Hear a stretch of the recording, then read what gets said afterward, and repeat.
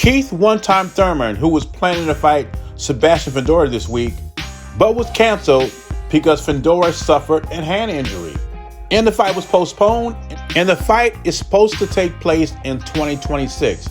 Now, Keith Thurman says after he beats Sebastian Fundora, he can entice Terence Crawford to come back down to 154. I don't know how, but this is one time's thinking.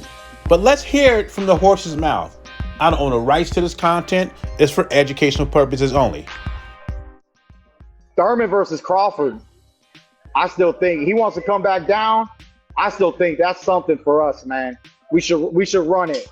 Step in one time with the one time, baby. You know, I mean, I think it would be enticing if I walk away with the world title. I think I can entice Bud a little bit. I don't know what entices him these days, but I feel like maybe, just maybe, the green belt might entice him just a little bit. Because now they begging for a fight. Now they want to fight me now.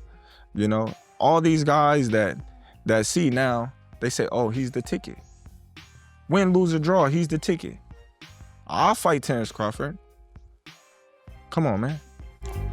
The first clip was a courtesy of Brian Custer.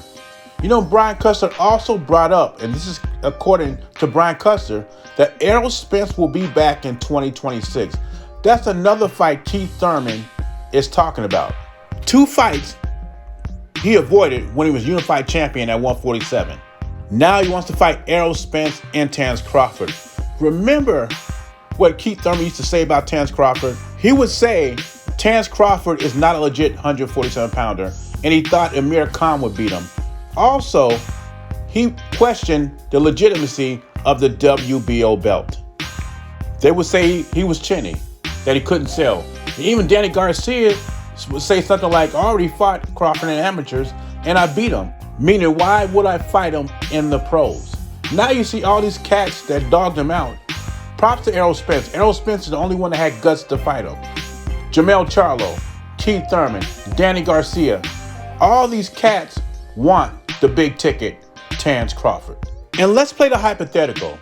I don't know if Keith Thurman's going to beat Fundora, but what if he wins that fight? Why would Terence Crawford come down to 2 weight divisions for 1 belt? These guys are crazy. So they want Terence Crawford to go down to 154, a weight that he was drained at, to fight you. And he's a money man. I think it's the other way around, Keith. If you win this fight, and if Terence Crawford blesses you with a payday, you are coming to 168 to fight Terence Crawford. It reminds me when Jermell Charlo back in the day was talking about bringing Canelo to Houston and fighting him at 160. So let me get this straight. Jermell Charlo fights at 160. Canelo's the cash cow at 168. Why would he come down to your weight class to fight you when he brings the money in? You're not making any sense. Now, Keith Thurman is blaming the Manny Pacquiao fight for those unification matches not happening between Errol Spence and Terence Crawford. But the truth is, he picked Manny Pacquiao because he thought Pacquiao was low-hanging fruit and it was a decent payday. Let's be honest here. He could have made those fights before the Manny Pacquiao fight even existed. Keith Thurman thought he could win the fight, but he also thought the worst-case scenario is I sell my O to the highest bidder, which was Manny Pacquiao. Now today, he's trying to get 1 or 2 more paydays before lights are out. He's going to have to do some incredible things to get a payday from Terence Crawford. And that includes Jermell Charlo as well. But what are your thoughts?